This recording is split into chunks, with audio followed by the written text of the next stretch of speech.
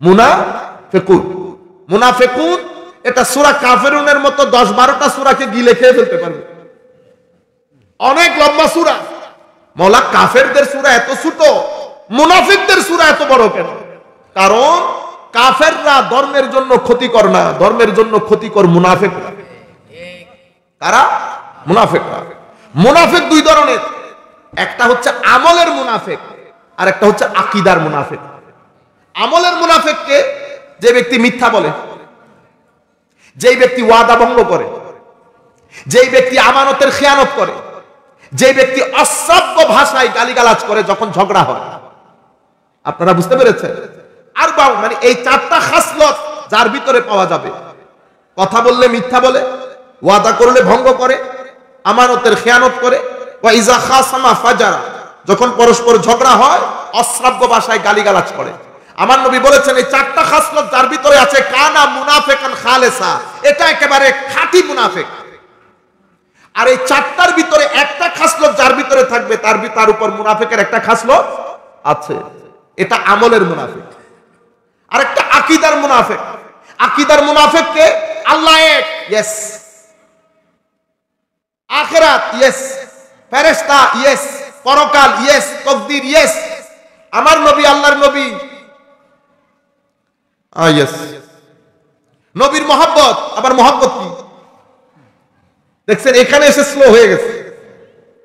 আমার আল্লাহ এভাবে আয়াত শুরু করেছে, ইজা জাআকাল মুনাফিকুন ক্বালু নাশহাদু ইন্নাকা লারাসূলুল্লাহ। হুজুর, মুনাফিকরা যখন আপনার দরবারে আসবে তাদের কথার ভঙ্গি হবে এমন, ক্বালু নাশহাদু, আমরা সাক্ষ্য দিচ্ছি, ইন্নাকা, নিশ্চয়ই আপনি, লা রাসূলুল্লাহ, অবশ্যই আল্লাহর রাসূল। দেখছেন কয়বার নিশ্চয় আর অবশ্যই বলছে? চোরের মন পুলিশ পুলিশ। আমরা সাক্ষ্য দিচ্ছি নিশ্চয় আপনি অবশ্যই আল্লাহর রাসূল। এত নিশ্চয় এত অবশ্যই বলার পরে আমার আল্লাহ পরের আয়াতে বলছেন, হাবিব আমি জানি আপনি আল্লাহর রাসূল, আমি এও জানি এই মুনাফিকরা মিথ্যুক, এই মুনাফিকরা মিথ্যুক। তো এখন মুনাফিক এটার মূল শব্দ হচ্ছে নাফাক। নাফাক মানে টানেল। নাফাক মানে ইঁদুরের গর্ত আছে না, একটা দিয়ে উঠে একটা দিয়ে ঢুকে, ঠিক না? তো নাফাকের দুইটা জায়গা থাকে, একটা দিয়ে ঢুকবেন টানেলে আর একটা দিয়ে বের হবে। এই নাফাক থেকে মুনাফিক, তো টানেলের লগে মুনাফিকের সম্পর্ক কি? তো টানেলে যেমন একটা দিয়ে ঢুকে আরেকটা দিয়ে বের হন, ইঁদুরের গর্ত যেমন একটা দিয়ে ঢুকে আরেকটা দিয়ে বের হন, এই মুনাফিকরাও সেরকম। আপনার কাছে আসলে এক চেহারা, এদের কাছে আসলে আরেক চেহারা, একটা দিয়ে ঢুকে আরেকটা দিয়ে বের হয়। এই জন্য মুনাফিককে কি বলে? মুনাফিক। আকীদার মুনাফিককে, তো আকীদার মুনাফিক হচ্ছে যেই ব্যক্তির ভিতরে আমার নবীর মহব্বত থাকবে না, সেই ব্যক্তি মুনাফিক আকীদা। আচ্ছা, আমার নবীর যে মহব্বত নাই এটা কেমনে বুঝবেন? মনে রাখবেন, আমল এক জিনিস, মহব্বত আরেক জিনিস। আমল এটা আমার শারীরিক নাড়াচাড়া, দেখলে বুঝলেন আমি নামাজ পড়েছি, ঠিক আছে? আচ্ছা, আমি আপনার সাথে নামাজ পড়ে ভিতরে ভিতরে আপনাকে গালিগালাজ করলাম, আল্লাহ সম্পর্কে খারাপ চিন্তা আনলাম, আমি শুধু চাঁদার জন্য এসেছি বিধায় আপনার সাথে নামাজও আদায় করেছি, ঠিক আছে? তো আপনি তো আমাকে মনে করতেছেন পাক্কা মুমিন, ঠিক না? আমার ভিতর জানতে পারছেন? আপনি জানতে পারেন। ভিতরের টেস্ট কিভাবে হয়? তো ভিতরের টেস্ট হয় যেই ব্যক্তির ভিতরে ইশক মুহাব্বত থাকবে। মুহাব্বত অন্তরের আমল। মুহাব্বত কি? অন্তরের আমল। সেটার একটা চিহ্ন আল্লাহ রাসূলের আনুগত্য, আরেকটা চিহ্ন কি? বারবার রাসূলের কথা বলা, নাচ শুনতে চাওয়া, আমার নবীর কথা বললে চোখ দিয়ে পানি পড়া, আমার নবীর কথা বেশি বেশি বলা। যার মুহাব্বত আপনার অন্তরে আছে, আপনি এমনিতে তার মুহাব্বত, তার কথা বেশি বেশি বলবেন। সম্মানিত শ্রোতা মণ্ডলী, বিশেষ করে আসার সময় দেখলাম পর্দার অন্তরালে অসংখ্য মা বোন একসাথে হয়েছেন, বরং আপনাদের চেয়ে অনেক বেশি। আমরা সকলের প্রতি সশ্রদ্ধ সালাম রাখছি, আসসালামু আলাইকুম ওয়া রাহমাতুল্লাহি তাআলা ওয়া বারাকাতুহু। এই কাজটা আপনারা অসম্ভব প্রশংসাযোগ্য একটা কাজ করেছেন, এটা শহরেও কেউ করে না। মা বোনরা যদি কোথাও যেতে না পারে, বাজারে যেতে পারে, কলেজে যেতে পারে, স্কুলে যেতে পারে, বিয়েতে যেতে পারে, সব জায়গায় যেতে পারে, মাহফিলে আসতে পারবে না। তো মাহফিলে আসতে না পারলে দিন কার কাছ থেকে শিখবে? দিন শিখতে হবে না? সম্মানিত উপস্থিতি, মনে রাখবেন আমাদের কালেমায় আমরা কি পড়ে মুসলমান হই, বা আমরা কোন কালেমা কিভাবে পড়ি? আপনারা মুখস্থ আছে? আপনাদের মুখস্থ থাকার কথা। বলেন লা ইলাহা ইল্লাল্লাহ। আমি যদি লা ইলাহা ইল্লাল্লাহ পর্যন্ত পড়ি তো আমি মুসলমান হয়ে যাব? লা ইলাহা ইল্লাল্লাহর পরে আর কি আছে?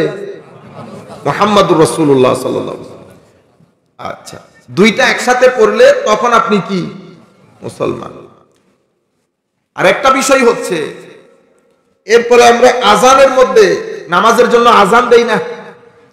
আজানের মধ্যে আল্লাহু আকবার বলার পরে আশহাদু আল্লা ইলাহা ইল্লাল্লাহ বলেন, এরপরে কি বলেন? আশহাদু আন্না মুহাম্মাদার। তাইলে কালেমায়ও নবী আছে, এবং নামাজের জন্য যে আজান, সেই আজানেও নবী আছে। এটা কে রেখেছেন? আল্লাহ। তাইলে বুঝতে হবে আমার আল্লাহ আমার আল্লাহর নবীকে বড় মহব্বত করেন, বড় মহব্বত করেন। এরপরে নামাজ কার? আল্লাহর।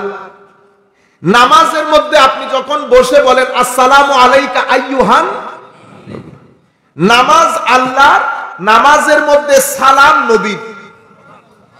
তাইলে কালেমার মধ্যেও নবীকে রাখছেন আল্লাহ, এটা তো আল্লাহই রেখেছেন। আল্লাহ যদি না রাখতেন কেউ রাখতে পারতেন না। তাইলে কালেমার মধ্যেও নবী আছেন, নামাজের আজানের মধ্যে নবীকে রেখেছেন, নামাজের মধ্যে সালামের মধ্যে নবীকে রেখেছেন।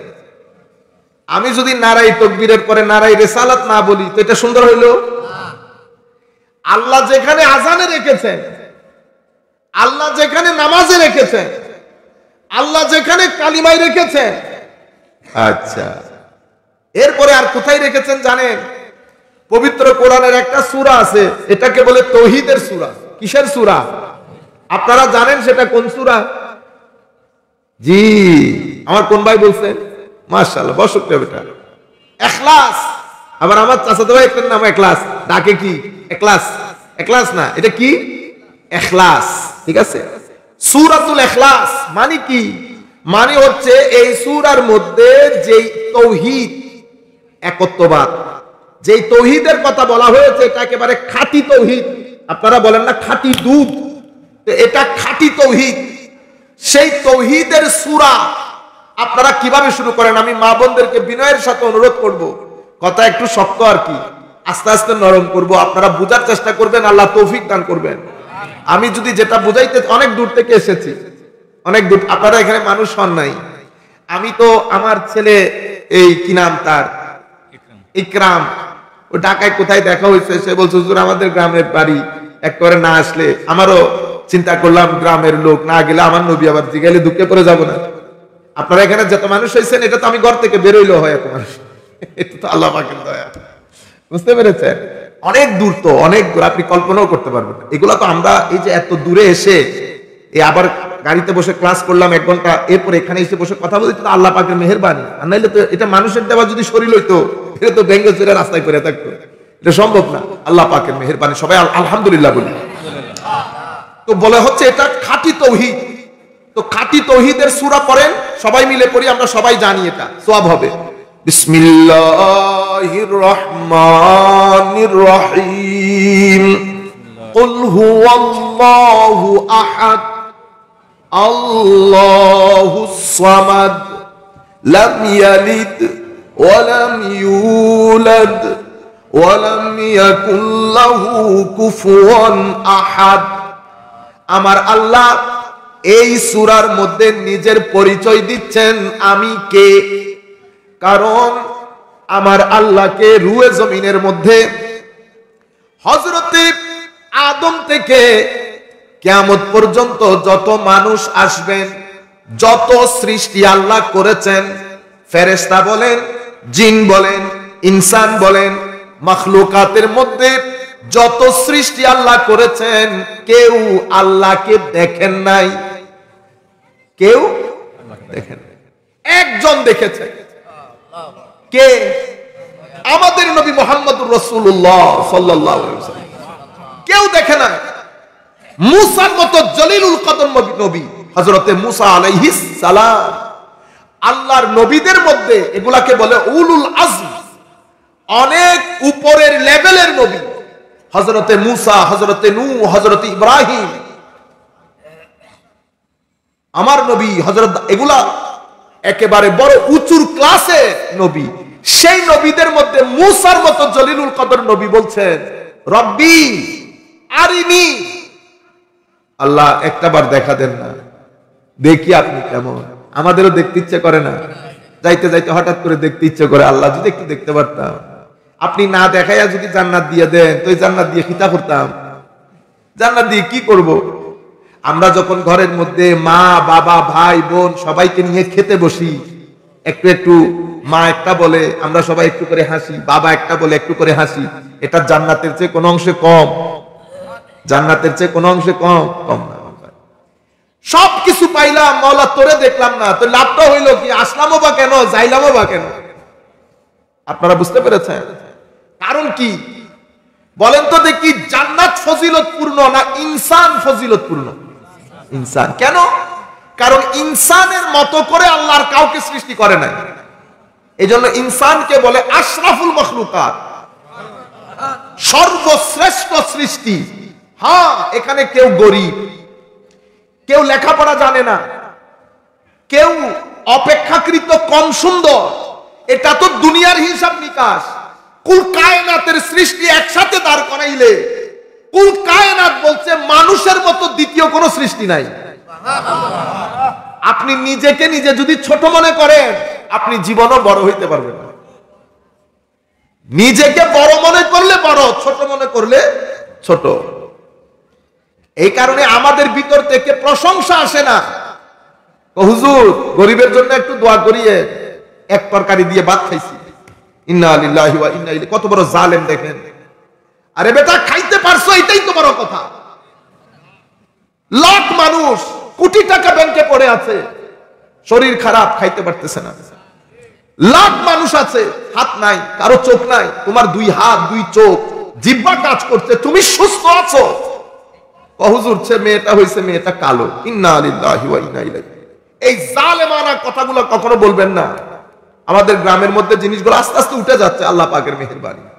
ও ঘরে মেয়ে না থাকলে ঘরে রহমত থাকেনি। ঘরে যদি মেয়ে না থাকে, আমারও একটা মেয়ে আছে 7 বছরের, বেটা আপনারা কাটশিক করে লাগাইন না ভাই এগুলা, ঠিক আছে? আমি আমার মেয়েকে আমার মনে ঘন্টা 10 ঘন্টা যদি না দেখি, আমার ভিতরের জগতে তুফান তৈরি হয়। আমি একটু করে ওর আওয়াজটা শুনতে হয়। আমার নবী কি বলেছে জানেন? আমার নবী সাল্লাল্লাহু আলাইহি ওয়াসাল্লাম সাত করেছেন, যার একটা মেয়ে লেখাপড়া করিয়েছে, ভার করে নাই, মহব্বত করেছে, লেখাপড়া করিয়ে যতদূর সম্ভব শিখিয়েছে, তরবিয়ত দিয়েছে, বিয়ে দিয়েছে, খাইয়েছে, পড়িয়েছে, এই এক মেয়ে কাল কিয়ামতের ময়দানে জাহান্নাম এবং মা বাবার মাঝখানে দেওয়ালের মতো দাঁড়িয়ে যাবে। আরেক হাদিসে 2 মেয়ে, আরেক হাদিসে আমার নবী বলেছেন যা 3 মেয়ে হয়েছে। কোন সমাজের মধ্যে বলছে? যে সমাজের মধ্যে মেয়ে হলে মেয়েকে জীবন্ত কবর দিয়ে দিত, আরেক মেয়েকে কবর দিতে নিয়ে গেছে, পরবর্তীতে উনি ইসলাম কবুল করে আমার নবী সাহাবী হয়েছে। ওই ঘটনা যখন বর্ণনা দিচ্ছেন, উনার সিনা বের হয়ে আসতেছে, ইয়া রাসূলুল্লাহ, মেয়েকে কবর দিচ্ছি, কবর আমি কুটতেছি তখন গর্ত। মেয়ে বলতেছে আমার বাবার অনেক কষ্ট হচ্ছে, কারণ ছেলে এক ধরনের, মেয়ে আরেক ধরনের। মেয়েরা অনেক কেয়ারিং, বাবার ভাইয়ের দেখভাল। আমি মেয়েরা কি রকম আমি আপনাকে বলবো, আপনারা চয়েস করে নেবেন যে কোনো একটা। বাবা এবং মার মধ্যে পছন্দের কে বলেন তো? মা না? বাবা মার মধ্যে আমাদের পছন্দের কে? মা। নানা নানির মধ্যে পছন্দের কে? নানি। খালা খালুর মধ্যে পছন্দের কে? খালা। আমার ছেলেও আছে, আমার মেয়েও আছে। আপনি যদি ভোট দিতে বলেন, তা আমি আমার মেয়ের উপর 10 ভোট দেব। সব বাবারা সেরকম না। হ্যাঁ, বাবাদের পিঠের উপর লটকে থাকা, বাবাদের খবর নেওয়া, হায় হায়, সে তো মেয়ে, সে তো মেয়ে। আপনারা বুঝতে পেরেছেন? মামা আর মামির মধ্যে দেখেন, ঘরের মধ্যে কি মামা থাকে? থাকে না তো, ওই মামি। ফুফা, ফুফুর মধ্যে ফুফা, ফুফু। তো এখানে ফুফু বলেন, মা বলেন, মেয়ে বলেন, বোন বলেন, ভাই আর বোনের মধ্যে আমাদের মহব্বতের জায়গা কোথায়? বোন না, গোড়াই ফিরাই মহব্বত বলেন, খাওয়ানি বলেন, বোন, সব জায়গার মধ্যে মেয়ে। কিন্তু আমরা মেয়েদেরকে কি করতে চাই? আন্ডারস্টিমেট করতে চাই। আমার নবী সেটা করেন নাই। সমাজের মধ্যে যখন মেয়ের কোনো দাম ছিল না, আমার নবীর মেয়ে ফাতেমাতুজ জাহরা রাদিয়াল্লাহু তাআলা আনহাকে এমন মহব্বত এবং সম্মান করতেন, এলাকার মানুষ এটা নিয়ে হাসি ঠাট্টা করতেন। হযরত ফাতেমা আসলে আমার নবী ঘর থেকে বের হয়ে ফাতেমা রাদিয়াল্লাহু তাআলা আগ বাড়াই নিতেন, ঘরে এনে নিজের চাদরটা বিছাই দিতেন আমার ফাতেমার জন্য, মা ফাতেমার জন্য। আমার মা ফাতেমা সেখানে উপর বসতেন। মেয়েকে কি পরিমাণ আদর করতেছে আপনি দেখেন। আপনারা বুঝতে পেরেছেন? সুতরাং কখনো আমরা কি বলি, হুজুর মেয়ে হয়েছে, মেয়েটা একটু কালো হয়েছে, ইন্না লিল্লাহি ওয়া ইন্না ইলাইহি রাজিউন, এই ধরনের জালেমানা কথাবার্তা কখনো বলবেন না। যিনি দিয়েছেন উনি সবকিছু, দায়িত্ব কি আপনার? না, উনি সবকিছু প্ল্যান করে দিয়েছেন, সবকিছু প্ল্যান করে। আমাদের চট্টগ্রাম মেডিকেল কলেজে দীর্ঘদিন প্রিন্সিপাল ছিলেন, আমি নাম নিচ্ছি না, মানি আপনারা যে আপনাদের দৃষ্টিতে যে সুন্দর অসুন্দর আপনারা যেভাবে মনে করেন, আমরা সেভাবে মনে করি না। আপনাদের দৃষ্টিতে যে সুন্দর অসুন্দর সেই হিসাবে উনি অনেক অসুন্দর আপনাদের দৃষ্টিতে। কিন্তু চট্টগ্রাম মেডিকেল কলেজের দীর্ঘদিনের অধ্যক্ষ ছিলেন। চারটিখানি কথা, আমার আল্লাহ তুলতে তুলতে, নিশ্চয়ই উনার মা বাবাও মন খারাপ করেছিলেন, কিন্তু আমার আল্লাহ তুলতে তুলতে অনেক উপরে তুলেন নাই। সুতরাং আল্লাহর দেওয়া যা কিছু আল্লাহ আপনাকে দেবেন, কখনো এগুলাকে আন্ডার এস্টিমেট, মন খারাপ হইলেও বলবেন আলহামদুলিল্লাহ। মানুষ তো মন খারাপ হইতে পারে, আমরা কি করব? শয়তানকে জায়গা দিব না, আস্তাগফিরুল্লাহ বলে প্রথমে তারে বাইর করব, এরপর আল্লাহ শুকরিয়া আদায় করব। আমি যেখান থেকে কথা শুরু করেছি, তো সূরার শুরু হয়েছে কি দিয়ে? কুল, হাবিব আপনি বলে দিন, আপনি বলে দিন। কি বলবে? আল্লাহ এক, আল্লাহ এক। তো এখন শুরুতে যাকে বলতে বলতেছেন উনি কে? আমাদের আল্লাহর হাবিব, আল্লাহ। তাইলে আমি আপনাদেরকে দেখাইতে চাচ্ছি, কালমার মধ্যে আল্লাহ জুদা করেন নাই, আজানের মধ্যে জুদা করেন নাই, নামাজের মধ্যে সালামে রেখেছেন আমার নবীকে, না রাখলেও পারতেন, না রাখলেও পারতেন। সূরা ইখলাসের মধ্যে শুরু দিয়ে নবীকে আনলেন।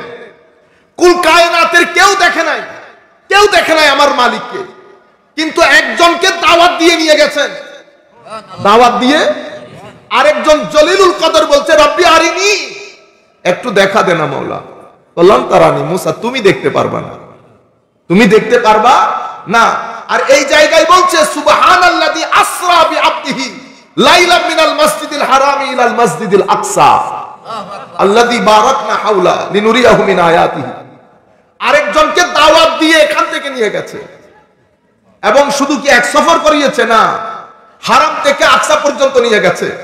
আকসার মধ্যে সমস্ত নবীদের উপস্থিতিতে আমার নবী নামাজের ইমামত করেছে। বুঝতে পেরেছে?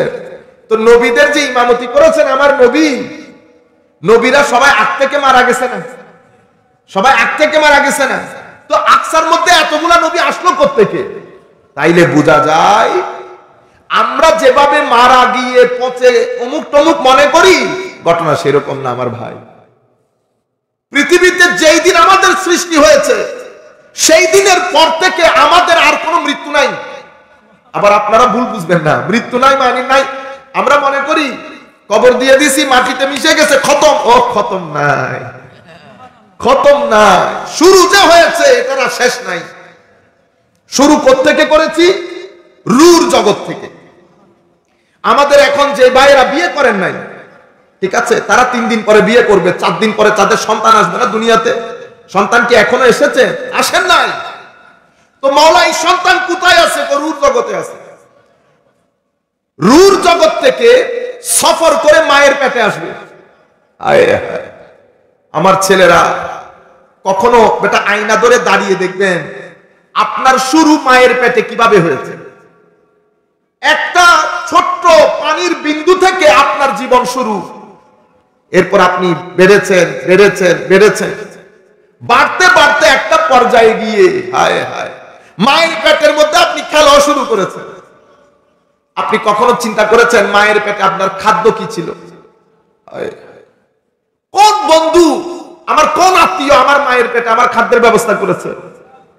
কে করেছে জানেন? ওই আলহামদুলিল্লাহি রাব্বিল আলামিন, যিনি আমাদের রব, আমাদের প্রতিপালক, উনি মায়ের পেটে আমাদের খাদ্যের ব্যবস্থা করেছেন, খাদ্যের যোগান দিয়েছেন। কি খেয়েছেন এটা যদি বলি এখন বমি করে দিবেন, কিন্তু এটা খেয়ে আপনি জীবন ধারণ করেছেন। কখনো চিন্তা করে দেখেছেন? মায়ের পেটও তো মাটির পেটের মতো, মাটির পেটকে কবর বলি, মায়ের পেটকে গর্ভ বলি, ঘটনা তো একই ঘুরে ফিরে। মাটির পেটও পেট, মার পেটও পেট। মাটির পেটকে কবর বলি, মার পেটকে কি বলি? গর্ভ। তো মার পেটে যেমন আমি শ্বাস নিয়েছি, নিচে নিয়েছি না? কখনো চিন্তা করে দেখেছেন মাওলা এই পেটের ভিতরে শ্বাস কেমনে নিতাম? একটা সামান্য ঘরের মধ্যে দরজা জানালা বন্ধ করে দিলে ঘন্টাখানেক পরে দম বন্ধ হয়ে আসে, এত বড় ঘরে। অথচ মার ছোট্ট পেটে আমি সন্তান শ্বাস নিচ্ছি, 1-2 দিন না তো ভাই, দীর্ঘ 5 থেকে 6 মাস পর্যন্ত শ্বাস নিচ্ছি। কিভাবে নিলাম? কে দিল আমাকে এই অক্সিজেন? এর পরবর্তীতে খাদ্যের যোগান, এর পরবর্তীতে মাকে অনেক সময় ধাক্কা দিয়ে ফালাই দিছে। মায়ের পেটে মা এগুলো এনজয় করেছে। সুবহানাল্লাহ, সুবহানাল্লাহ বলে। আজীব বিষয়। এর পরবর্তীতে আমার আল্লাহ বলছেন সুম্মাস সাবিলা ইয়াসসারা, আমি মায়ের পেট থেকে পৃথিবীতে আসার রাস্তা তোমাদের জন্য সহজ করে দিয়েছি। যেদিন আমি এসেছি পৃথিবীর জন্য আনন্দের ছিল, আমার মার জন্য সেই দিন একটা ছোট কিয়ামত ছিল। আমার মার জন্য সেই দিন ছোট কিয়ামত ছিল। যখন প্রসব বেদনা শুরু হয়, প্রত্যেক মা কামনা করে আল্লাহর দরবারে, আল্লাহ যদি এই মুহূর্তে দুনিয়া থেকে চলে যাইতে পারতাম, এই ব্যথা আমার সহ্য করতে হইতো না। বুঝতে পেরেছেন কোন মার সাথে আপনারা দাঁড়িয়ে যাচ্ছেন এখন? এটা নিজের জীবনকে মৃত্যুর মুখোমুখি করেছে আপনাকে পৃথিবী দেখানোর জন্য। হায় হায়, এবং কি বেদনা, কি ব্যথা এখানে তো দেখানো হয় না। পশ্চিমা বিশ্বের মধ্যে জামাইকে হসপিটালে নিয়ে দেখানো হয় ব্যথা কেমন। কত জামাই এই রুমের মধ্যে বেহুশ হয়ে পড়ে গেছে ব্যথা দেখতে। আল্লাহ মাদেরকে এই যে এত বড় অবস্থান দিয়েছেন, মার পায়ের নিচে জান্নাত ঢুকিয়ে দিয়েছেন এমনিতেই। সুতরাং সকলের প্রতি অনুরোধ, দুনিয়া উল্টে গেলেও কখনো চোখ বড় করে মার বাবার দিকে তাকাবেন না বেটা, জীবনে শান্তি পাবে। যেই ছেলে মা বাবার দিকে চোখ বড় করে তাকিয়েছে, আমি লিখে দিয়ে যাব, মৃত্যুর আগে লাঞ্ছনা, গঞ্চনা, অপমান, অপদস্থ হয়ে কবরে যাইতে হবে। আপনারা মনে করেন কি এটা এমনিতে বস বিসমিল্লাহ করে আমি, এটা না বেটা, এই পারের পানি এই পারে আসতে দিবেন আল্লাহ। যা করেছেন তা ভোগ করে এখান থেকে যেতে হবে। আমি আপনাদেরকে বলছিলাম একবার এসেছেন তো আর যাওয়ার নাম নাই। মার পেট থেকে পৃথিবী, শ্বাস দিয়ে জীবনের শুরু, এই শ্বাস দিয়ে জীবনের শেষ। 2 শ্বাসের মাঝখানে আমাদের একটা সফর, এই সফরটাকে বলে হায়াতে জিন্দেগি, হায়াতুদ দুনিয়া, দুনিয়ার হায়াত। শ্বাস যেটা ত্যাগ করেছি, এটা ত্যাগ করে একটা শ্বাস মার পেট থেকে বের হয়ে নিয়েছি, ঠিক না? ওই শ্বাসের মাধ্যমে দুনিয়ার জীবনের শুরু। আরেকটা শ্বাস, জানি না আল্লাহ কারটা কোন অবস্থার মধ্যে রেখেছে। আল্লাহর দরবারে দোয়া, আল্লাহ যেন ঈমানের সাথে, ইজ্জতের সাথে নিয়ে যায়। শ্বাস ত্যাগ করবেন, ওই ত্যাগ করে শেষ। এরপরে আপনার কবরের জীবন শুরু হবে। কবরেরটাও হায়াত, কবরেরটাও হায়াত, দুনিয়াটাও হায়াত। এটা এক ধরনের হায়াত, ওইটা আরেক ধরনের হায়াত। ওইটা কোন ধরনের আমি তো আপনাকে ধরন বলতে পারবো না। কেন? কারণ যিনি ধরন বলার উনি আমাকে বলে যান নাই। কে? আল্লাহ এবং আল্লাহর রসুল। আল্লাহ তো আর বলবেন না, রসুলকে দিয়ে বলাবেন। আপনারা বুঝতে পেরেছেন? তাইলে মায়ের পেটেও জিন্দা ছিলাম, কবরের মধ্যেও জিন্দা থাকবে। সেই কারণে আমার নবী আমাদেরকে কি বলেছেন? কবর জিয়ারত। কি বলেছে? জিয়ারত। জিয়ারত মানে কি? সাক্ষাৎ, ভিজিট করা। আপনারা আরবির মধ্যে আমরা একজন আরেকজনকে যখন বলি তখন বলি কি বলি আরবিতে, কালকে আপনার জিয়ারত করব, মানে কালকে আপনার সাক্ষাৎ করব ইনশাআল্লাহ। আমরা টেলিফোনে বলি তো সাআজুরাক ইনশাআল্লাহ বুকরা, আগামী কালকে আপনার জিয়ারত করব। জিয়ারত মানে কি? সাক্ষাৎ করব। তাইলে আমরা কবর জিয়ারত মানে কি? কবরে যে ব্যক্তি শুয়ে আছেন ওনার সাথে কি সাক্ষাৎ। তো কবরের সাক্ষাৎ কিভাবে করি? আসসালামু, তো সালাম মৃত ব্যক্তিকে দেয়া হয়, আপনার উপরও শান্তি বর্ষিত হোক, সালাম দিচ্ছেন। Number one. কবরের মধ্যে আযাব হয়, তো আপনি যদি মরে পৌঁছে যান তো আযাবটা কার উপর হবে? আপনারা বুঝতে পেরেছেন? কবরের ওই গর্তটা যে জান্নাতের বাগান হয়, এটা যদি আমি ফিল না করি তো জান্নাত দিয়ে লাভ আছে? লাভ নাই।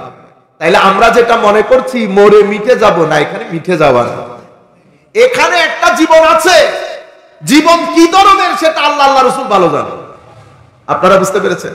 তো মেরাজের মধ্যে সমস্ত নবীরা হাজির হয়েছে। আমার নবী ইমামত করেছেন, সেখানে ছোট্ট একটা মাহফিল হয়েছে।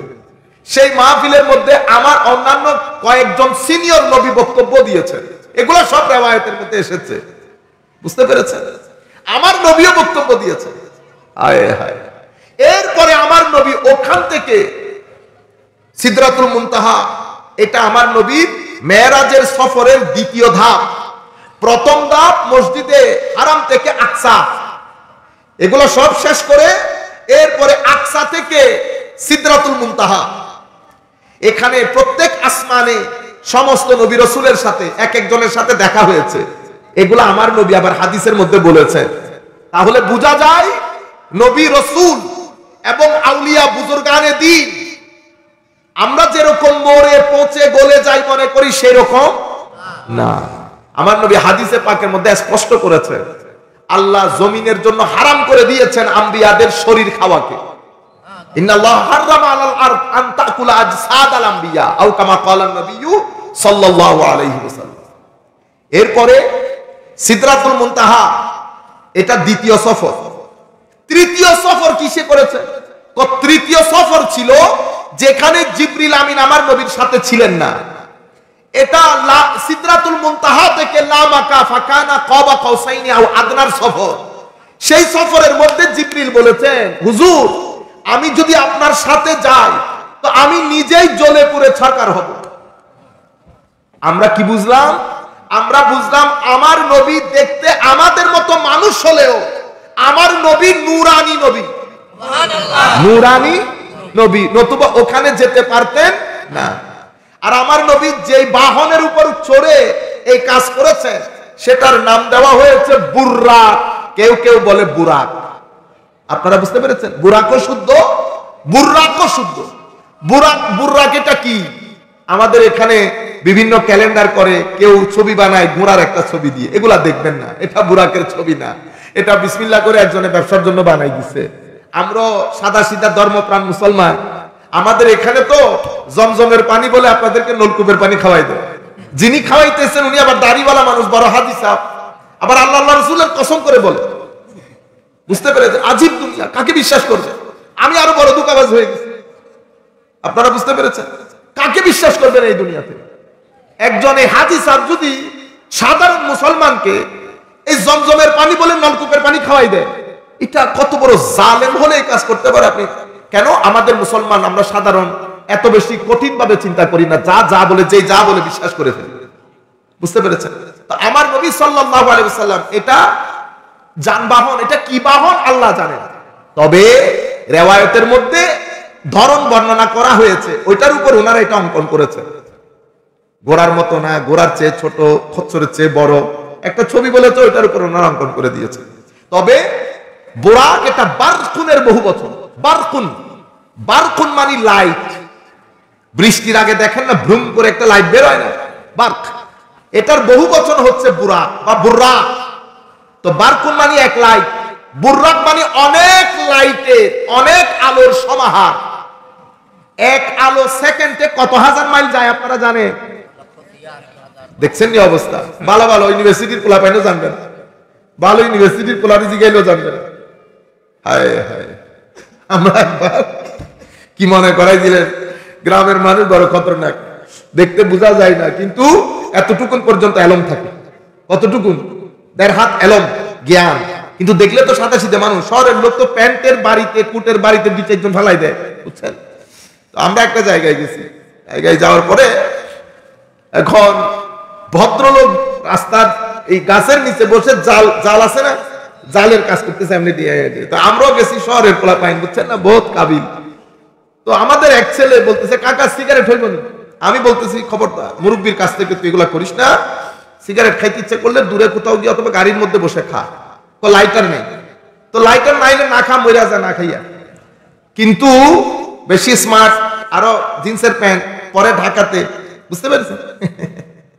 আমার দেখে সন্দেহ হয়েছে কাকাকে, কারণ দেখলে তো বোঝা যায়। আর কাকা লুঙ্গি একটা তুললে এমন ভাবে পড়ছে মনে হয় যেন জেলে। তো যখন লাইটার চাইছে, কাকা বলতেছে হ্যাঁ আছে বেটা আই, তো দিছে, সেও দাঁড়াইছে, বহুত কাবিল। তো সে উনি জিজ্ঞেস করতেছেন কোথায় করেন, তো কথার একটা সাউন্ড আছে না, আমি সাউন্ড শুনে বুঝছি হয় পুলিশ নয় শিক্ষক। আমি বিসমিল্লাহ করে গাড়িতে চলে গেছি, আমি আর এই ত্রিসীমানার মধ্যে নাই। তো বলতেছে আমি এটা পড়ি ইংরেজি সাহিত্যে। তো ও জিজ্ঞেস করতেছে কাকা আপনি কি করেন? কাকা বলতেছে আমি বিশ্ববিদ্যালয়ের নাম না নেই। কাকা বলতেছে আমি অমুক বিশ্ববিদ্যালয়ের রাজনীতি বিজ্ঞানের শিক্ষক বেটা। ও আমি গাড়ি থেকে দেখতেছি, ওর প্রথমে হাত থেকে সিগারেট পড়ছে, পরে ও বেহুশ হয়ে যাওয়ার জোগাড়, কোন রকম মানে ছেড়ে দে মা পালাই বাঁচি। আইসা গাড়িতে এমনি এমনি করে আলাম কি সে সিলাই করতেছে না, উনি তো ইউনিভার্সিটির প্রফেসর।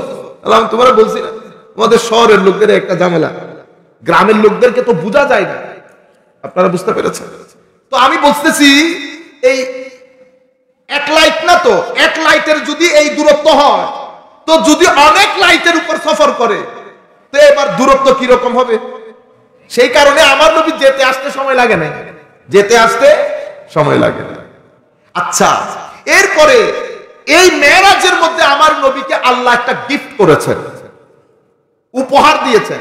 সেই কারণে উপহার দেওয়া আমার নবীরও সুন্নত, আমার আল্লাহরও সুন্নত। 2 টাকার হোক 10 টাকার হোক, মানুষকে কি দেওয়া। যেমন রমজান আসতেছে, প্রত্যেকেই যার যার সাধ্য অনুযায়ী, আমাদের এলাকার মধ্যে অনেক একটু গরিব লোক আছে না, তো শুধু আপনি ইফতার করলে তো হবে না। আমাদের ছেলেপুলে যারা মাহফিল আয়োজন করেছেন বেটা, তাদেরকে আমরা অনুরোধ করব, রমজান আসার আগে অন্তত 10-12 পরিবারের একটা লিস্ট করে 500 টাকার ইফতারি দেন জরুর। ঈদের মধ্যে আপনারা যতদূর সম্ভব আপনাদের এই এলাকার মধ্যে যেন কেউ ঈদের দিন এটা না বলে যে কোনো কিছু তো পাইলাম না, সর্বোচ্চ চেষ্টা করবেন, আল্লাহ রাব্বুল আলামিন বরকত দান করবেন। তো আমি আপনাদেরকে বলতেছিলাম আল্লাহ গিফট করেছেন, কি গিফট? নামাজ, যেটা আমরা পড়ি না, যেটা আমরা পড়ি। সেই নামাজের গিফট নিয়ে কয় রাকাত গিফট করেছে আপনারা আমাদের চেয়ে ভালো জানার কথা, কারণ এটা আমার বিষয় না। আজকে আমি অন্য জায়গা থেকে ঘুরতে ঘুরতে এই জায়গায় আসছি। তো আমার আল্লাহ নামাজ গিফট করেছেন 50 ওয়াক্ত। কোন কাজ করতে পারতাম আর নামাজ বাদে? তো আমার নবী হায়াদার নবী, কিছু বলতে পারে না আল্লাহর দরবারে, বুঝতে পেরেছেন? তো হযরতে মুসার সাথে সাক্ষাৎ, মুসা আলাইহিস সালাম বলতেছেন কয় কি কি কি কোন কি হয়েছে, এরকম নামাজ কত, 50, হবে না, আপনি যান, আপনার উম্মত এটা এফোর্ড করতে পারবে না। তো কে বলেছে এই কথা? মুসা আলাইহিস সালাম। মুসা আলাইহিস সালাম ইন্তেকাল করছেন কখন? কত হাজার বছর আগে মুসা ইন্তেকাল করেছেন, অথচ মুসা আলাইহিস সালাম এর বদৌলতে হযরত মুসার ওসিলায় আমাদের নামাজ 5 ওয়াক্ত হয়েছে। নতুবা আমার নবী কখনো গিয়ে আল্লাহর দরবার থেকে কম করে আনতেন না, বড় হায়াদার নবী, বড় লাজ। এই জন্য আমার নবীকে আল্লাহ বড় মহব্বত করতেন। ছেলেদের মধ্যে কিছু আছে ফটফট, কিছু লজ্জার জন্য বলে না, বাবা মারা ওই ছেলের প্রতি একটু দুর্বল থাকে, বুঝতে পেরেছেন? আমার নবীও লাজ লজ্জার কারণে বলতেন না। মুসা আলাইহিস সালাম বলতেছেন আপনি যান। তাইলে মুসা আলাইহিস সালাম মৃত, তাইলে বোঝা যাচ্ছে আমরা মৃত মানি যেটা বুঝি, আল্লাহর খাতায় মৃত মানি সেটা না।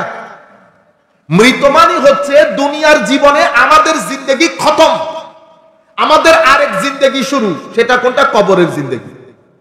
কবরের জিন্দেগি কিয়ামতের মাধ্যমে শেষ হয়ে আরেক জিন্দেগি শুরু হবে, সেটা হাসরের জিন্দেগি। সেখানে দৌড়ানি দিব, ইয়া নফসি বলবো, ঠিক আছে, আল্লাহর কোর্টে দাঁড়াবো, আল্লাহর বিচার শুরু হবে। আল্লাহ যেন আমাদের সবাইকে হেফাজত করে। এরপরে হিসাবের পর যাদের জান্নাতে যাওয়ার জান্নাতে যাবে, আল্লাহর মর্জি, আল্লাহ যাকে অন্য জায়গায় দেওয়ার তাকে অন্য জায়গায় দেবে। এরপরে কি হবে? আমাদের জান্নাতে গেলেও চিরস্থায়ী, জাহান্নামে গেলেও। তো আপনি বলছেন আপনি মারা গেছেন, এটা কখন মারা গেলেন? না, মারা যাওয়ার অর্থটা আমরা বুঝতে ভুল করতেছি।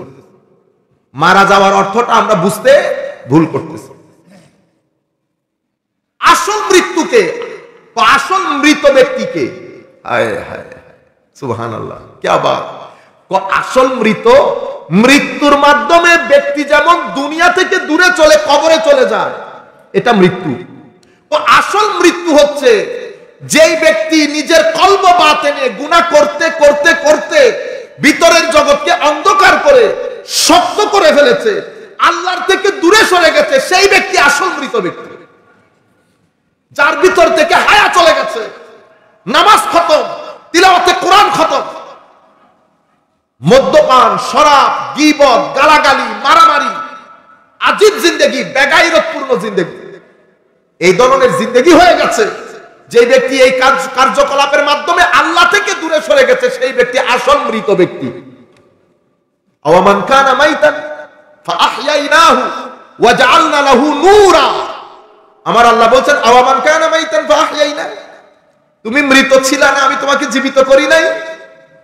আরেক riwayat কোরআনে পাকের আয়াতে আমার আল্লাহ কি বলছেন দেখেন। আমি ওই নবী সাল্লাল্লাহু আলাইহি ওয়াসাল্লামের কথা বলতে গিয়ে কি বলেছি? কালেমাতে নবী, আযানে নবী, নামাজে নবী, এবং শেষ পর্যন্ত সূরা ইখলাসের, সূরা তাওহীদের শুরু নবীকে দিয়ে হয়েছে।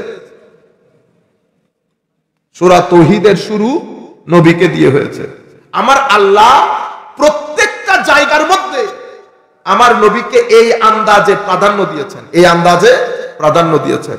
এবং মেরাজের মধ্যে একমাত্র সত্তা কুল কায়নাতের মধ্যে যে আমার নবীকে আল্লাহ মেরাজ করিয়েছেন এবং নিজে দাওয়াত দিয়ে নিয়ে গেছেন। এই সমস্ত নিয়ামত কারো নসিব হয় না, কারো নসিব হয় না। আমরা একটু দরুদ শরীফ পড়ি। আল্লাহুম্মা সাল্লি আলা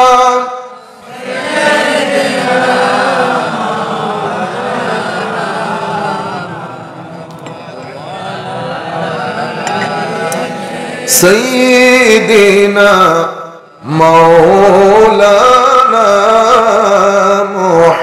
মুহাম্মদ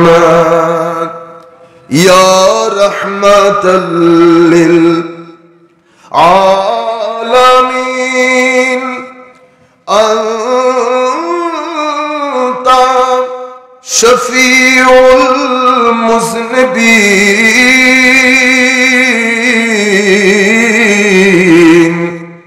আকরিম লানা ইয়াউমাল হাযিন ফাদলান ওয়া জুদান ওয়াল কারমি। আল্লাহুম্মা সাল্লি আলা সাইয়্যিদিনা মাওলানা মুহাম্মদ ওয়া আলা আলি সাইয়্যিদিনা মাওলানা মুহাম্মদ। আমার নবী এক সাহাবীকে ডাকলেন, সাহাবী আওয়াজ দেয়নি। কতক্ষণ পরে আল্লাহ নবীর দরবারে গেলেন। আমার নবী বলছেন, কি ব্যাপার? আমি দেখেছি, শুনোনি? সাহাবী বললেন, ইয়া রাসূলুল্লাহ, আমি তো নামাজে ছিলাম। কোথায় ছিলাম? নামাজে। আমার নবী বলেছেন, নামাজে ছিলা?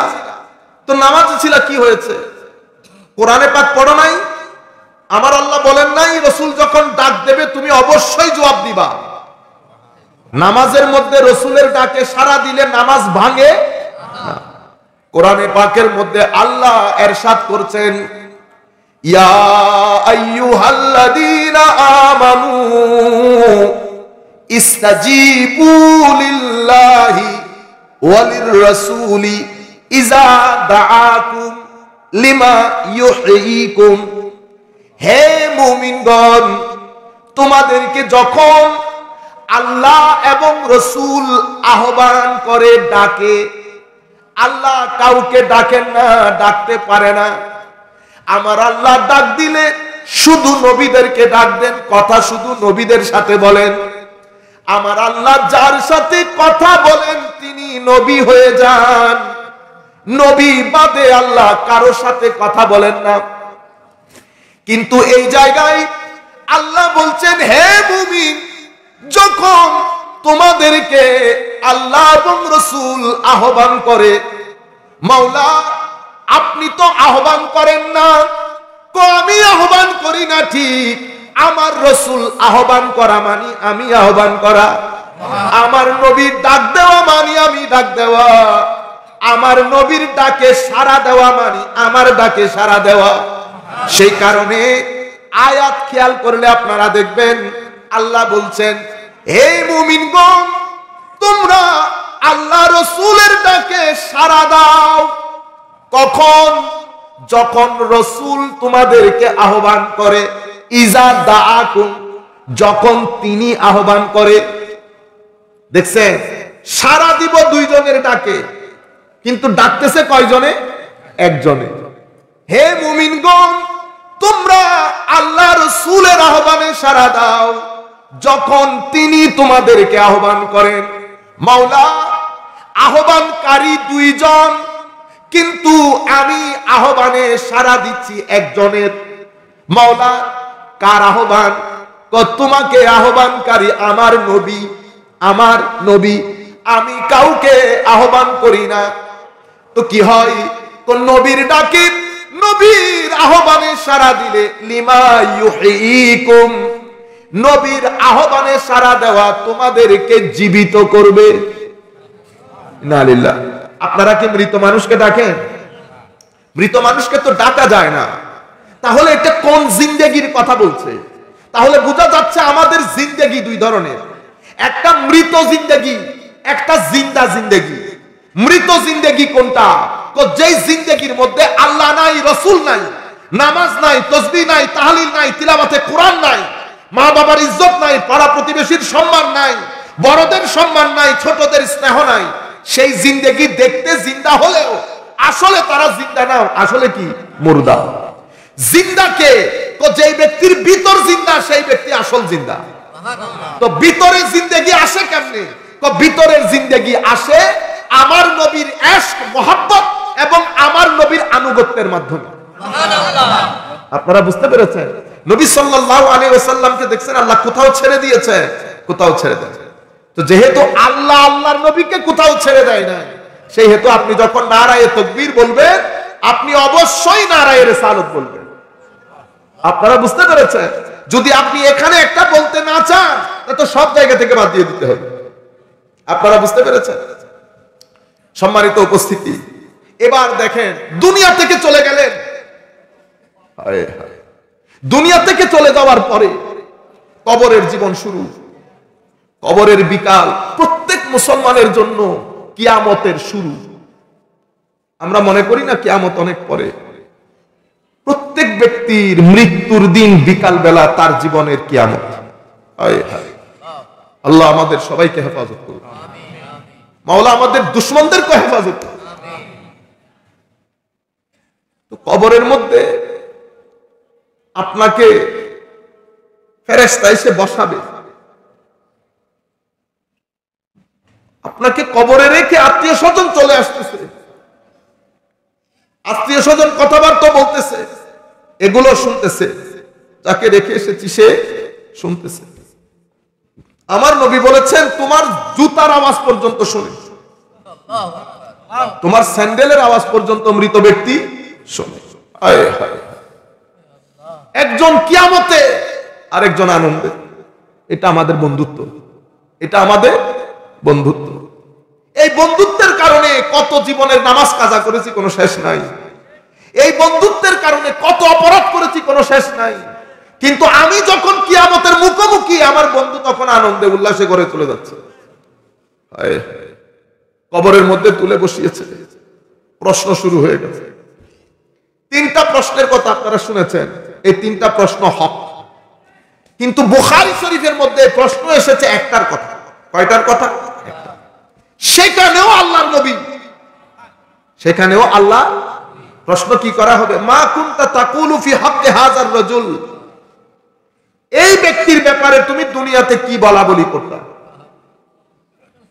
মুমিন তো সাথে সাথে চিনবে, দিওয়ানা হয়ে যাবে আমার নবীকে দেখে। ওয়া আম্মাল মুনাফিক, কি বলেছে? কাফের না, কি বলেছে? মুনাফিক। সেই বলবে বন্ধুরা যা বলেছে আমিও তা বলেছি।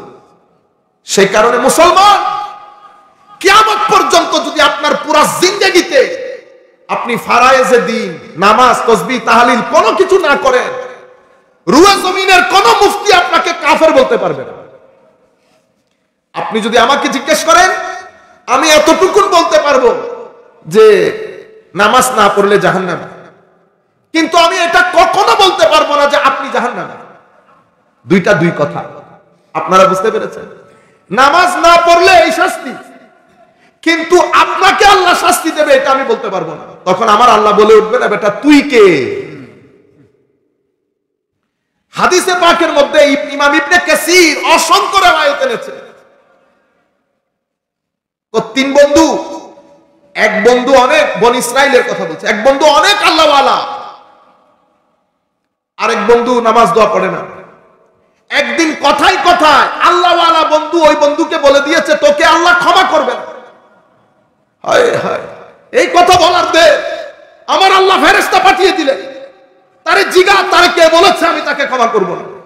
যা বেটা আমি তাকে ক্ষমা করব না বলছে, তারে ক্ষমা করে দিলাম, এরে আমি জাহান্নাম দিলাম। আপনারা বুঝতে পেরেছেন কে কোন কাজে আটকে যাবে, কে কোন কাজে পার পেয়ে যাবে কেউ জানে? কখনো কাউকে ছোট মনে করবেন না।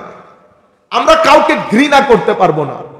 কেউ মদ পান করে, শরাব পান করে, না, আমরা কাঁধে হাত রাখতে হবে, মহব্বত দেখাইতে হবে। আমার নবী বনি ইসরাইলের দুই মেয়ের কথা বলছে, এটা সহি হাদিস। এক মহিলা সারা দিন রোজা রাখতো, সারা রাত ইবাদত করতো। তার একটা, এগুলা কল্প কাহিনী না, হাদিসে রাসূল সাল্লাল্লাহু আলাইহি ওয়াসাল্লাম। ওই মহিলা, তার একটা বিড়াল ছিল, সেই বিড়ালকে বাইরেও যেতে দিত না, বেঁধে রাখতো, খাওয়ানো দিত না। না খেয়ে উপসে বিড়াল মারা গেছে, আল্লাহর সৃষ্টির একটা বিড়াল মারা গেছে, এটা আল্লাহর সহ্য হয় না। তুই আমার সৃষ্টির বিড়ালকে ছেড়ে দিতি, রুয়ে জমিনের মধ্যে আমার খাদ্যের অভাব রাখি নাই আমি, তুই আমার সৃষ্টিকে বাইরে যাইতেও দিলি না, খাদ্যও দিলি না। আমার আল্লাহ ওই মহিলার রোজা, তাহাজ্জুদ সব তার মুখের মধ্যে মেরে দিয়েছে, তারে জাহান্নাম দিয়ে দিয়েছে। আরেক মেয়ে, খারাপ মেয়ে, খারাপ কাজ করে আসার সময় রাস্তার মাঝখানে দেখে একটা কুকুর তৃষ্ণায় জিহ্বা বের করে দিয়েছে। মহিলা ভিতরে দয়া এসেছে, কূপের মধ্যে নিজের কাপড় ভিজিয়ে ওই কুকুরকে পানি পান করিয়েছে। শুধু এতটুকুন কাজের মধ্যে আমার আল্লাহ তাকে জান্নাত দিয়ে দিয়েছে। ও ভাই, জান্নাত আল্লাহ যাকে মর্জি দেবে। কোন মায়ের ছেলে আল্লাহর দরবারে, আমি আল্লাহর দরবারে দাঁড়াইতে পারবো, আমি নামাজ বহুত বেশি করছি, হুজুর আমি বহুত ওয়াজ করতাম, আল্লাহ আমি বহুত, আমার আল্লাহর এক সেকেন্ডের নিয়ামত আপনার পুরা জিন্দেগির ইবাদত। আমার আল্লাহর এক সেকেন্ডের নিয়ামত আপনার পুরা জিন্দেগির ইবাদত। কাকে কোন কাজে কোন অবস্থায় ক্ষমা করে দেয়। মেরাজের রজনী আমার আল্লাহ জিবরিলের মাধ্যমে আমার নবীকে ঘুরিয়ে ঘুরিয়ে দেখাচ্ছেন, কি বাত, কি বন্ধুত্ব দেখে। আমার নবী দেখলেন জান্নাতের মধ্যে এক ব্যক্তি আরামসে বেতারসে ঘুরতেছে। আমার নবী জিজ্ঞেস করলেন, জিবরিল কি ব্যাপার, একেবারে এরকম চরকির মতো, কি আনন্দ, কি কাজ করেছে সে? হযরতে জিবরিল বললেন, হুজুর দুনিয়াতে মানুষের চলাচলের রাস্তায় তার একটা কাঁটাদার গাছ ছিল, এটা কোনো বড় কিছু না, শুধু উনি মানুষের চিন্তা করে, মানুষের কষ্ট হবে এই চিন্তা করে উনি গাছটা কেটে ফেলেছেন। আল্লাহ শুধু এই কাজের কারণে তাকে জান্নাত দিয়ে দিয়েছে। আমার নবী বলছেন, লাকাদ রাআইতু রাজুলান ইয়াতাকাল্লাবু ফিল জান্নাতি ফি শাজারাতিন কাতাআহা মিন যাহরিত তারিক আও কামা ক্বালা নবী সাল্লাল্লাহু আলাইহি ওয়াসাল্লাম। আমার আল্লাহ হাদিসে কুদসির মধ্যে বলছেন, সেই ব্যক্তি আমার বড় প্রিয়, যেই ব্যক্তি আমার পরিবারকে সহযোগিতা করে, মহব্বত করে। আল্লাহর পরিবারকে আমার সৃষ্টি জগৎ, আমার সৃষ্টি। আল্লাহর যারা ওলি হয়ে যায় তারা আল্লাহর সৃষ্টি জগতের ক্ষুদ্রাতি ক্ষুদ্র জিনিসকে খেয়াল করে। মাওলায়ে রূম নাম শুনেছেন আপনারা? জালালউদ্দিন রুমি, মাওলায়ে রূম রাদিয়াল্লাহু আনহু যখন বেলায়েতের মহাসমুদ্র পেয়ে গেছে, একদিন ছেলেদেরকে পড়াই আসার সময় ঘরে ঢুকবে, রাস্তার মধ্যে এক কুকুর ঘুমাচ্ছে। হুজুর ওখানে দাঁড়িয়ে আছে, 1 minute 2 minute 10 minute 20 minute 30 minute. পিছন থেকে ছাত্র দেখতেছে হুজুর দাঁড়িয়ে আছে। হুজুর দাঁড়িয়ে আছেন কেন? বেটা একটা কুকুর ঘুমাইতেছে। ছাত্র মনে করছে হুজুর কিছু করতেছে না, ছাত্র চেষ্টা করছে কুকুরটাকে দৌড়াইতে, হুজুর হাত ধরে ফেলছে না, সে ঘুমাই নেই, তার ঘুম শেষ হলে আমি যেতে পারবো। আল্লাহর সৃষ্টি জগৎকে আল্লাহর ওলিরা, এটা সাধারণ আমাদের পক্ষে সম্ভব, এই কাজ কোনোদিন সম্ভব না। তো ইনারা আল্লাহর সৃষ্টি জগৎকে যত সহযোগিতা করেছেন, আল্লাহ তাদের মাকাম ও মার্তবাকেও এরকম উপরে তুলেছেন। মনে রাখবেন, জিন্দেগিতে নামাজ পড়ে নাই, মদ শরাব সবকিছু খেয়েছে, আমি তাকে জাহান্নামী বলতে পারবো না। আমি এতটুকুন বলতে পারবো, মদ শরাব খাইছ না, এগুলা হারাম, এগুলা খাইলে জাহান্নামে যাইতে হয়। তো উনি কি জাহান্নামে যাবে? ওইটা তো ভাই আমি বলতে পারবো। কিয়ামতের ময়দানে আপনি আমারে না বুজুর্গ মনে করতেছেন? আল্লাহর দরবারে আমি বুজুর্গ না, ও বুজুর্গ, এটা আপনিও জানেন না, আমিও জানি না। বনি ইসরাইলের এক ব্যক্তি 99টা কতল করেছে, এগুলো হাদিসে সহিহ, সবাই জানে, মাদ্রাসার বারান্দা দিয়ে যারা হেঁটেছে তারাও জানে 99টা কতল করেছে। হঠাৎ করে তার ভিতরে হয় না গ্যাস্ট্রিক বেড়ে গেলে যেরকম লাগে, ইয়া আল্লাহ কি করলাম, দুনিয়া থেকে যদি আজকে চলে যায়। তখন সে ঘুরতে, তওবার টেন্ডেন্সি চলে আসছে। তো তওবা এটাকে কি বলে?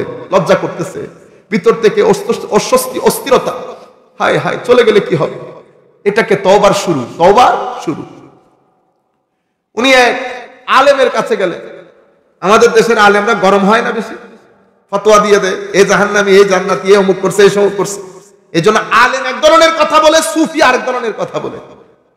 আলেমের কথায় অহংকার থাকে, সুফির কথায় মহব্বত থাকে। আলেমের কথায় ফতোয়া থাকে, সুফির কথায় হিকমত থাকে। দুইজন দুই ধরনের। আলেমের কাছে বসলে চরিত্রের পরিবর্তন হয় না, সুফির কাছে বসলে ভিতর বাহির পরিষ্কার হয়ে যায়। সুবহানাল্লাহ। আলেমের সারা দিনের কথা চোখের পানি আসে না, সুফিরকে দেখলে চোখের পানি আসে। একজনের সিনাবর্তী জ্ঞান থাকে, আর সুফির সিনাতে আল্লাহ থাকে। সুবহানাল্লাহ। 99টা যখন বলেছে হুজুর আমি 99টা কতল করেছি, হাল্লি মিন তওবা, আমার তওবা কবুল হবে? তো মাথা ঠিক আছে তোমার? 99টা হত্যা করার পরে তওবা না, তোমার কোনো তওবা নাই। যেমন এই হদ ক্রস করে ফেলছে, কারণ তোমার তওবা নাই। এই কথা বলতে পারবেন হয় আল্লাহ কোরআনে, নয় রাসূলুল্লাহ হাদিসে। এই দুইজন বাদে তওবা নাই, এই কথা কেউ বলতে পারবে না। আপনারা বুঝতে পেরেছেন? আমার নবীও বলবেন কার কাছ থেকে? আল্লাহর কাছ থেকে। বলতে তো তওবা যেহেতু নাই, তো আপনারও দেই 100 পড়ে যাক। তো তারাও হত্যা করছে। হত্যা করার পরে আল্লাহ ওয়ালার দরবারে গেছে, হুজুর পুরো ঘটনা খুলে বলছে। তখন আল্লাহ ওয়ালাদের জবাব যেরকম হয়, ও বেটা তওবার দরজা কিয়ামত পর্যন্ত খোলা, সূর্য পূর্ব দিকে ওঠার, পশ্চিম দিক থেকে ওঠার আগ পর্যন্ত তওবার দরজা খোলা। তওবা করো, আল্লাহ ক্ষমা করে দিবে। লা তাকনাতু মির রাহমাতিল্লাহ। পাহাড় সম গুনাহ নিয়েও কখনো আমার আল্লাহর রহমত থেকে কখনো নিরাশ হবেন না।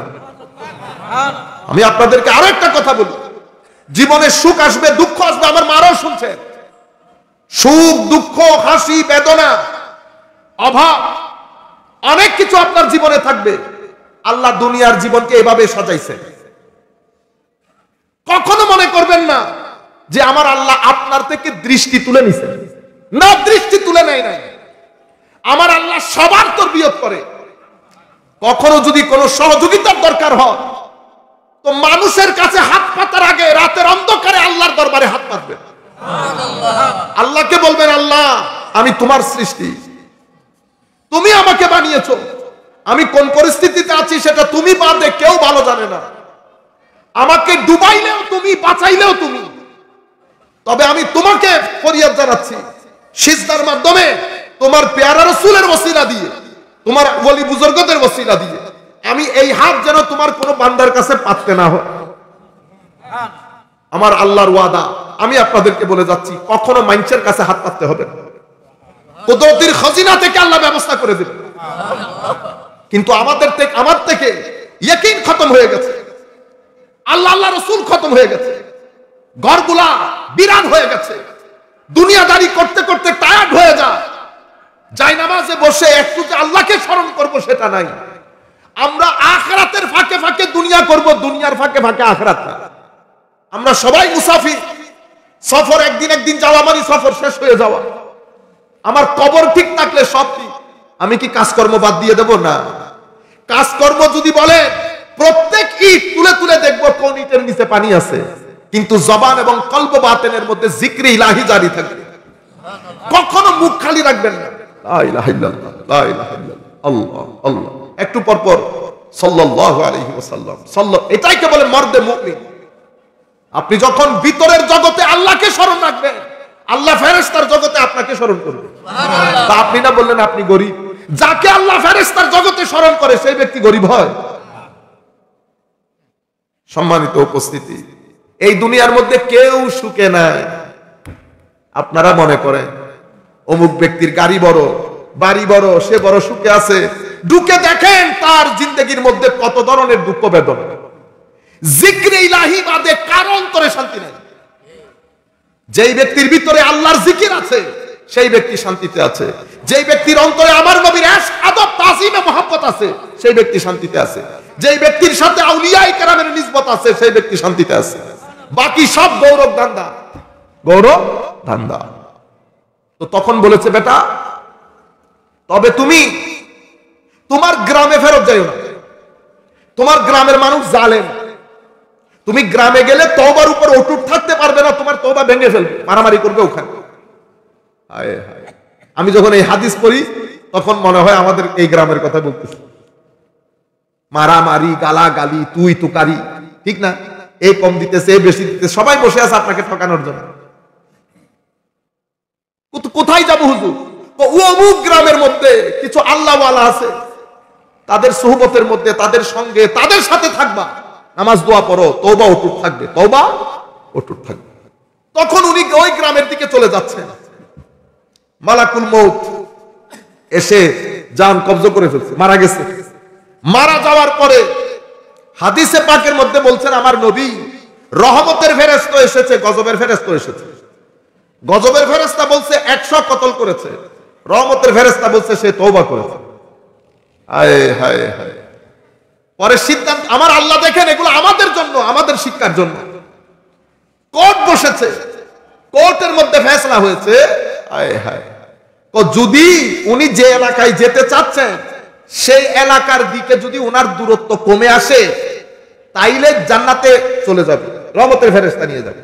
আর যদি ওই এলাকার সাথে দূরত্ব এখনো বেশি থাকে তাহলে আযাবের ফেরেশতা। আমার আল্লাহ জমিনকে হুকুম করলেন, জমিন ওই দিক থেকে সংকুচিত হয়ে যাও, আমার বান্দা যেন তওবা কবুল হয়ে যায়। এরপরও আমরা অমুক অমুক হয়ে গেছে, অমুক সমুক হয়ে গেছে। ইন্না লিল্লাহি ওয়া ইন্না ইলাইহি। আমি কথা যেটা আপনাদেরকে বুঝাতে চাচ্ছি, আমলের মধ্যে হেরফের হলে কেউ বলতে পারবে না আপনি জাহান্নামী। কিন্তু শানে রাসালাতে আমার নবীর ক্ষেত্রে যদি বিন্দু পরিমাণ বেয়াদবি হয় তো জাহান্নামের কুকুরে পরিণত হবে, এটাতে কোনো সন্দেহ নেই। এটাতে কোনো সন্দেহ, আমার নবীর সাথে বিন্দু পরিমাণ বেয়াদবি করে আমার আল্লাহ কোরআনের সূরা নাজিল করেছে, তারে 10 ধরনের তার সমালোচনা করে শেষে বলেছে, হুজুর হাবিব মন খারাপ করবেন না যে আপনাকে এই কথা বলেছে, তার কোনো পিতৃ পরিচয় নাই। বান্দার সাথে আমার আল্লাহ এভাবে কথা বলে। এখানে দেখেন বান্দাদেরকে কিভাবে ক্ষমা করেছেন। কিন্তু এই জায়গার মধ্যে সিম্পল বিন্দু পরিমাণ বেয়াদবি হয়েছে, আমার আল্লাহ কোরআনের আয়াত নাযিল করে দিয়েছে, তাব্বাত ইয়াদা আবি লাহাব, আবু লাহাব ধ্বংস হয়ে যা তুই। কিয়ামতের ময়দানে আযাব আসতে দেয় নাই আমার আল্লাহ, আযাব দুনিয়া থেকে শুরু করে দিয়েছে। এই বেয়াদব আমার নবীর সাথে বেয়াদবি করতেন, কষ্ট দিতেন, পাথর নিক্ষেপ করতেন, সমালোচনা করতেন, হাসি ঠাট্টা করতেন। ধাক্কা দিয়েছে। আমার আল্লাহ আয়াত নাযিল করে দিয়েছে, তাব্বাত ইয়াদা আবি লাহাব ওয়া তাব মা আগনা আনহু মালহু ওয়া মা কাসাব। আবু লাহাব, তোর মাল দৌলত সন্তান কোনো কিছু তোকে রক্ষা করতে পারবে না। তার প্লেগ হয়েছে, মহামারী, মারা গেছে। মারা যাওয়ার পরে ঘরের মধ্যে কেউ কাছে যাচ্ছে না, কারণ মহামারী তো। কই গেল মাল, কই গেল সম্পদ, তার অহংকারে ঠিক করে না সে। এখন ঘরের মধ্যে ব্যাটারও ঢুকে না। 3-4 দিন হয়ে গেছে, গন্ধ বের হবে। পরে তার গোলামদেরকে টাকা পয়সা দিয়ে কোন রকম ঘর থেকে বের করে কোন দূরে গিয়ে তাকে পুঁতে ফেলেছে। শানের সালতে বিয়াদবি হয়েছে, আমার আল্লাহ আটকে দিয়েছে, আমার আল্লাহ আটকে দিয়েছে। সূরা কাফিরুন আপনারা সবাই জানেন না কত, কয়টা আয়াত? 100টা আয়াত, 50টা, একদম ছোট সূরার মধ্যে না। কুল ইয়া আইয়ুহাল কাফিরুন লা আ'বুদু মা তা'বুদুন ওয়ালা আনতুম আবিদুনা মা আ'বুদ ওয়ালা আনা আবিদুম মা আবাদতুম ওয়ালা আনতুম আবিদুনা মা আ'বুদ লাকুম দীনুকুম ওয়ালিয়াদিন।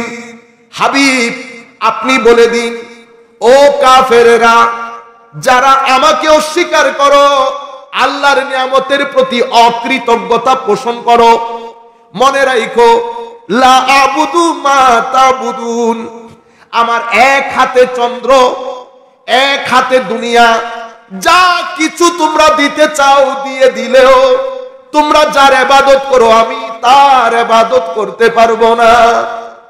তোমাদের জন্য তোমাদের দিন, আমাদের জন্য আমাদের দিন। এটা সূরা কাফিরুন। কোরআনে পাকের মধ্যে আরো একটা সূরা আছে, নাম সূরা মুনাফিকুন। মুনাফিকুন, মুনাফিকুন, এটা সূরা কাফিরুনের মতো 10-12টা সূরাকে গিলে খেয়ে ফেলতে পারবে। অনেক লম্বা সূরা। মওলা কাফেরদের সূরা এত ছোট, মুনাফিকদের সূরা এত বড় কেন? কারণ কাফেররা ধর্মের জন্য ক্ষতিকর না, ধর্মের জন্য ক্ষতিকর মুনাফিকরা। কারা? মুনাফিকরা। মুনাফিক দুই ধরনের, একটা হচ্ছে আমলের মুনাফিক আর একটা হচ্ছে আকীদার মুনাফিক। আমলের মুনাফিককে যে ব্যক্তি মিথ্যা বলে, যেই ব্যক্তি ওয়াদা ভঙ্গ করে, যেই ব্যক্তি আমানতের খেয়ানত করে, যে ব্যক্তি অশ্রাব্য ভাষায় গালিগালাজ করে যখন ঝগড়া হয়। আপনারা বুঝতে পেরেছেন? আর মানে এই 4টা খাসলত যার ভিতরে পাওয়া যাবে, কথা বললে মিথ্যা বলে, ওয়াদা করলে ভঙ্গ করে, আমানতের খেয়ানত করে, ওয়া ইজা খাসামা ফাজারা, যখন পরস্পর ঝগড়া হয় অশ্রাব্য ভাষায় গালিগালাজ করে। আমার নবী বলেছেন এই 4টা খাসলত যার ভিতরে আছে, কানা মুনাফিকান খালেসা, এটা একেবারে খাঁটি মুনাফিক। আর এই 4টার ভিতরে একটা খাসলত যার ভিতরে থাকবে, তার উপর মুনাফিকের একটা খাসলত আছে, এটা আমলের মুনাফিক। আর একটা আকীদার মুনাফিক। আকীদার মুনাফিককে আল্লাহ এক, ইয়েস, আখিরাত ইয়েস, ফেরেশতা ইয়েস, পরকাল ইয়েস, তাকদীর ইয়েস, আমার নবী আল্লাহর নবী ইয়েস, নবীর মহব্বত। আবার মহব্বত কি? দেখছেন এখানে এসে স্লো হয়ে গেছে। আমার আল্লাহ এভাবে আয়াত শুরু করেছে, ইজা জাআকাল মুনাফিকুন ক্বালু নাশহাদু ইন্নাকা লারাসূলুল্লাহ। হুজুর, মুনাফিকরা যখন আপনার দরবারে আসবে তাদের কথার ভঙ্গি হবে এমন, ক্বালু নাশহাদু, আমরা সাক্ষ্য দিচ্ছি, ইন্নাকা, নিশ্চয়ই আপনি, লা রাসূলুল্লাহ, অবশ্যই আল্লাহর রাসূল। দেখছেন কয়বার নিশ্চয় আর অবশ্যই বলছে?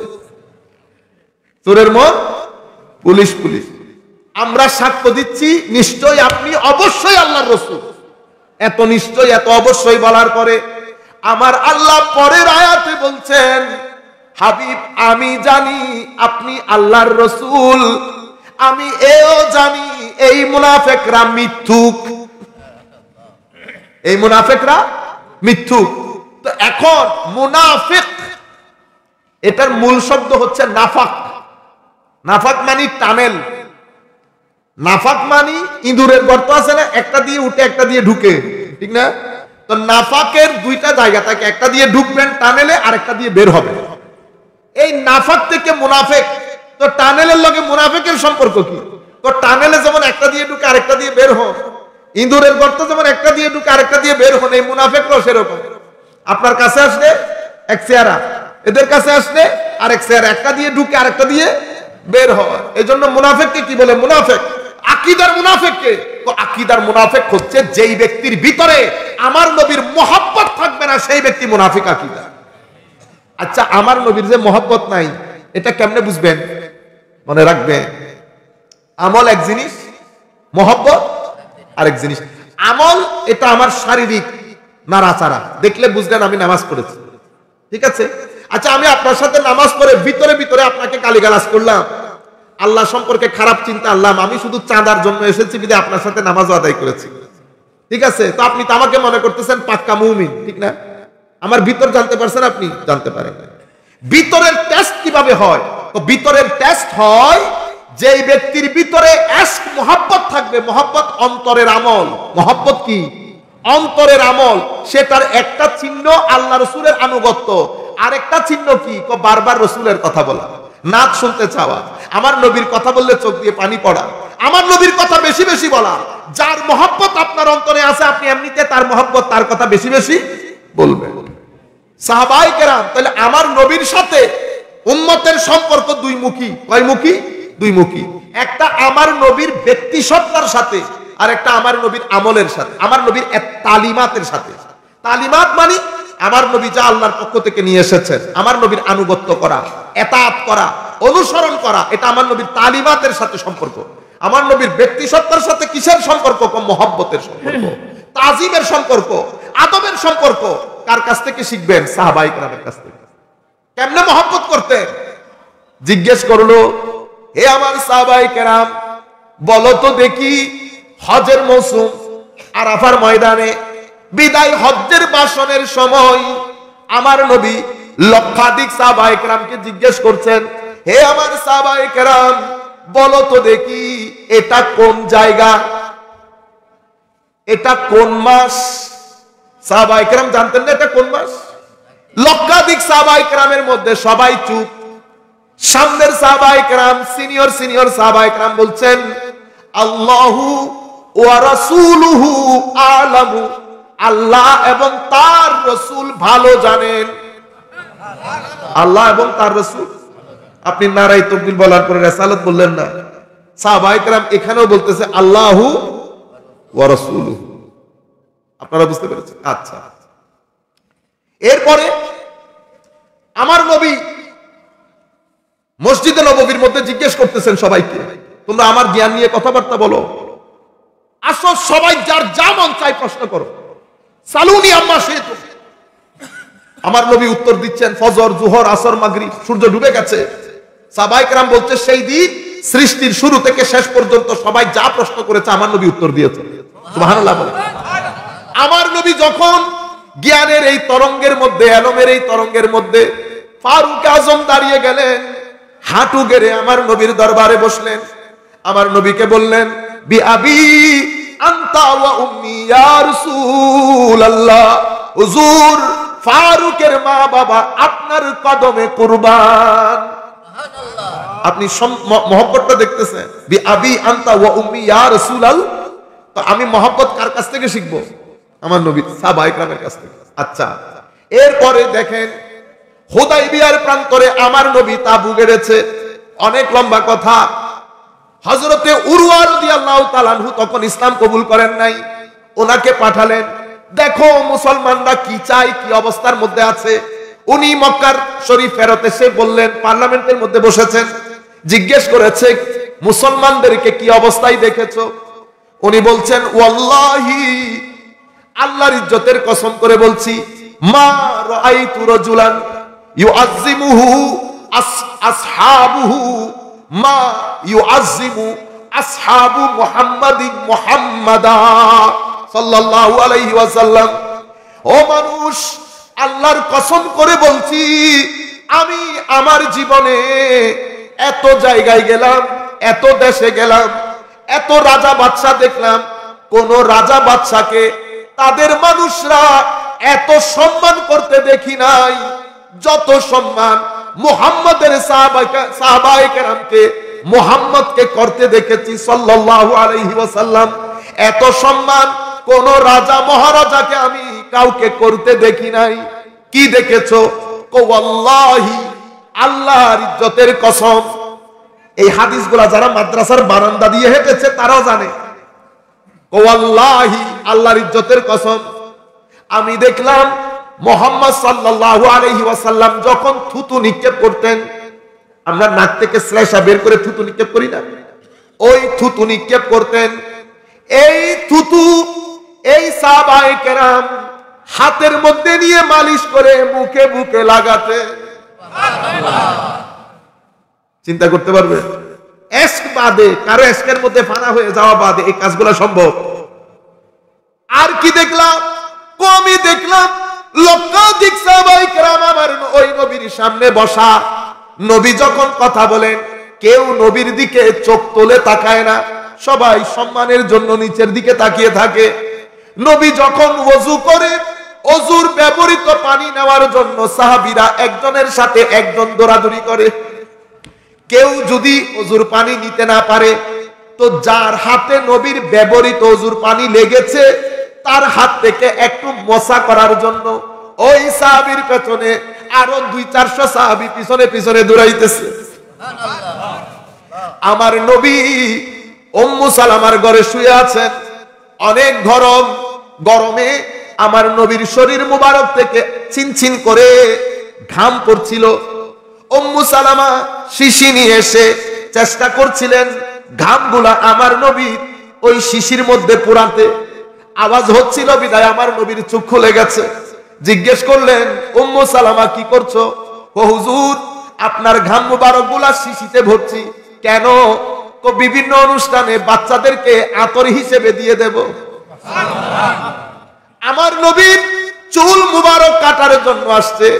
সাহাবায়ে কেরাম আমার নবীর চতুর্পার্শ্বে তাওয়াফ শুরু করেছে। ফাআতাফা বিহি আসহাবুহু, ওইটা কাবা শরীফের তাওয়াফ, মানে চতুর্দিকে ঘুরছে আর কি। সাহাবায়ে কেরাম জালের মতো করে হাত বিছিয়ে দিয়েছে যেন আমার নবীর চুল মুবারক মাটিতে না পড়ে, কারো না কারো হাতে পড়ে।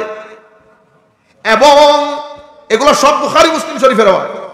হযরতে জলিলুল কদর সাহাবী আবু উবাইদা রাদিয়াল্লাহু তাআলা আনহু বলছেন, ভাই আনাস, আমার কাছে যদি নবীর একটা চুল মুবারক থাকতো, এটা দুনিয়ার মহা সম্পদ হিসেবে আমার সাথে গচ্ছিত থাকতো।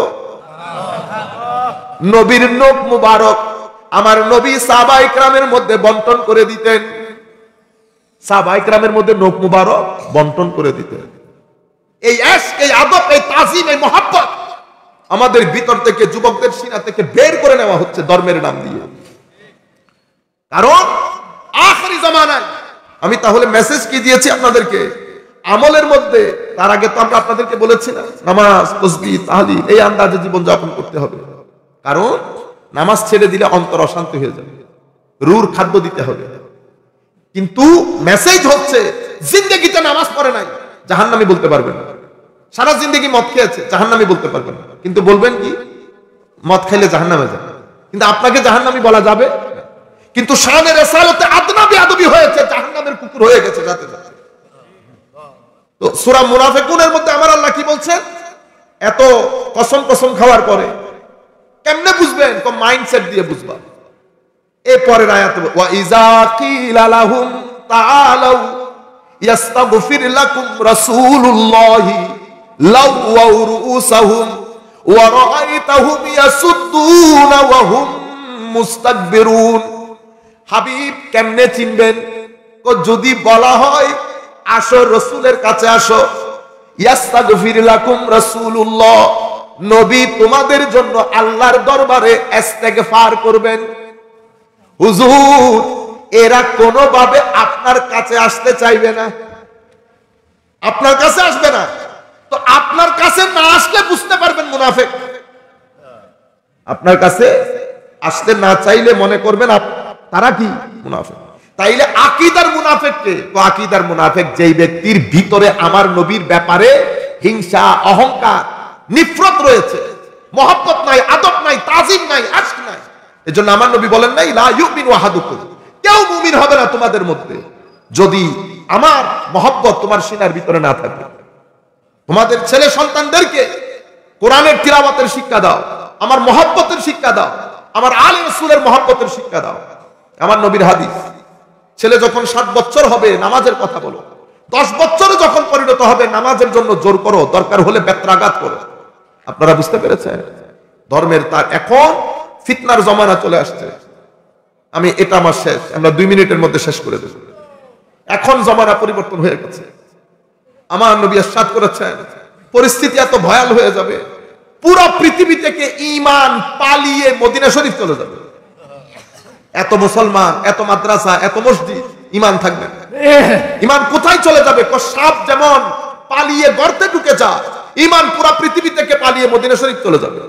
ইন্নাল ঈমানা লা ইয়ারিজু ইলাল মাদিনা কামা তারিজুল হাইয়াতু ইলা জুহরিহা আও কামা ক্বালা নবী সাল্লাল্লাহু আলাইহি ওয়াসাল্লাম।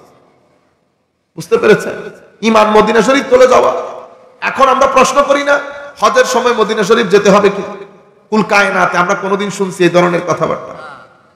ঈমান মদিনা শরীফ চলে যাবে। নাম্বার 1, আমার নবী বলেছেন এলম দুনিয়া থেকে উঠে নেবে আল্লাহ। কিভাবে? বড় বড় আলেমদেরকে মৃত্যু দিয়ে জমিন থেকে এলম চলে যাবে। লাইব্রেরি থাকবে, বুখারী থাকবে, মুসলিম থাকবে, সিহাসিতা থাকবে, কিতাবাদি থাকবে, মাদ্রাসা, হুজুর সব থাকবে, এলম থাকবে না। কোন এলম? উপকারী এলম। উপকারী এলম কোনটা? যেটা শুনলে ভিতরে আল্লাহর ভয় আসে, আখিরাতের প্রতি মহব্বত আসে, নির্লোভ দুনিয়া বিমুখতা আসে, এটাকে এলমে নাফে বলে, উপকারী এলম। যে মজলিসে বসলে আপনার ভিতরের জগৎ নরম হয়ে যাবে, চোখ দিয়ে পানি পেয়ে নামাজ পড়তে ইচ্ছে করবে, আদত পরিবর্তন হবে, আখলাক পরিবর্তন হবে, সেটাকে এলমে নাফে বলে, সেটা উঠে যাবে। আপনারা দেখতেছেন না আগের সে আলেম এখন আছে? এখন ওয়াজ করে কারা? নাবালেগ বক্তারা। দেখতেছেন না এখন? হ্যাঁ, বাংলাদেশে এখন সবাই মুফাসসিরে কুরআন না? হ্যাঁ, আপনারা জানেন বাংলাদেশের মাদ্রাসায় তাফসীর পড়ানোর জন্য এই শিক্ষক একেবারে নাই, এটা জানেন? বাংলাদেশের মাদ্রাসাগুলোতে হাদিস পড়ানোর শিক্ষক এখন একেবারে নাই হয়ে যাচ্ছে, তাফসীর পড়ানোর শিক্ষক নাই হয়ে যাচ্ছে। জিন্দেগিতে কোনো জায়গায় পড়ান নাই, কিন্তু আপনি আমার নাম দিচ্ছেন আমি আন্তর্জাতিক মুফাসসির হবে। এটা তো বক্তব্য, এটা কি? এটার জন্য অনেক জ্ঞান দরকার হয় না। এটা তো যাদের মুখে আল্লাহ বাক শক্তি দান করেছেন তারাও বলতে পারে। এলম ভিন্ন জিনিস। যাই হোক, আমি ওই জায়গায় না যাই। আমার নবী ইরশাদ করেছেন এলম উঠে যাবে। আমার নবী ইরশাদ করেছেন সাতাকুনু দুআ ইলা আবওয়াবে জাহান্নাম, বক্তা বের হবে দায়ী দায়ী। কোথায়? কথা বলবে কোরআন হাদিসে, মানুষকে নিয়ে তা কোথায় চলে যাবে? জাহান্নামে। সাতাকুনু দুআ ইলা আবওয়াবে জাহান্নাম, যারা তাদের ডাকে সাড়া দেবে তারা জাহান্নামে নিক্ষিপ্ত হবে। ইয়া রাসূলুল্লাহ, তখন কি করব? মুসলমানের সংখ্যা গরিষ্ঠের সাথে থাকবে। আলজাম জামাতাল মুসলিমিনা ওয়া ইমামাহুম। কুল কায়নাতের লোক মাযহাব অনুসরণ করে না, কুল কায়নাতের লোক আউলিয়া ইকরামের নিসবত রাখে না। এই ভূখণ্ডের মধ্যে দ্বীন প্রচার করেছে আল্লাহর ওলিরা। কেন? কারণ ওলিবাদে দ্বীন প্রচার হয় না। আপনি রাজনীতি করতে করতে যদি উল্টো লটকে যান, আমাদের ম্যাক্সিমাম জামানত বাজেয়াপ্ত হয়ে যায় না? কিন্তু আপনি যদি দ্বীনের চেরাগ জ্বালাতে চান, এটা বেলায়েত বাদে, মহব্বত বাদে, আমার নবীর সাচ্চা গোলামি এবং সাচ্চা অনুকরণ আনুগত্য বাদে সম্ভব হয় না। আপনারা বুঝতে পেরেছেন? সম্মানিত উপস্থিতি, আমার নবী সাল্লাল্লাহু আলাইহি ওয়াসাল্লাম ইরশাদ করেছেন এমন জামানা হবে সকালের মুমিন বিকাল হতে হতে কাফের হয়ে যাবে, বিকালের মুমিন সকাল হতে হতে কাফের হয়ে যাবে। 3 টাকার জন্য দিন বিক্রি করে দেবে। আমি যে কোন টাকার জন্য দিন বিক্রি করতেছি আপনি বুঝতেছেন? হায় হায়, আমার নবী সাল্লাল্লাহু আলাইহি ওয়াসাল্লাম ইরশাদ করেছেন ওই সময়ের মধ্যে আমরা কি করব? কারো কথা শুনিস না। যদি বুঝতে না পারো সংখ্যা গরিষ্ঠকে, তো কারো কথা শুনতে হবে না।